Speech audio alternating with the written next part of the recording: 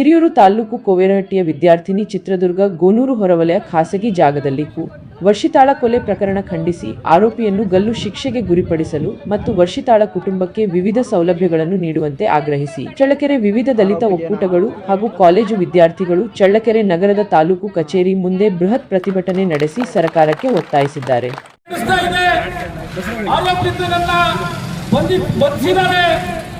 ಆದಾಗ್ಯೂ ಕೂಡ ರಾಜ್ಯ ಸರ್ಕಾರ ಒಂದಷ್ಟು ಅಲ್ಪ ಸ್ವಲ್ಪ ಅವರ ಕುಟುಂಬಕ್ಕೆ ಪರಿಹಾರವನ್ನು ಕೂಡ ಆರ್ಥಿಕ ಪರಿಹಾರವನ್ನು ಕೂಡ ಕೊಟ್ಟಿದೆ.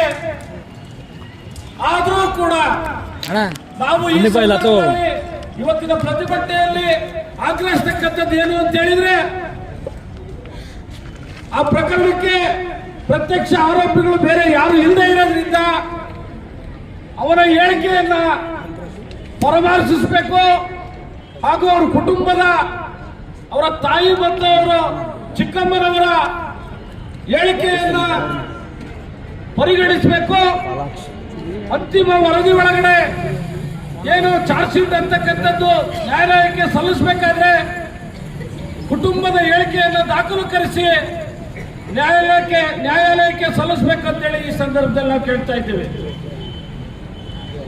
ಹಾಗೆ ಸರ್ಕಾರ ಇವತ್ತು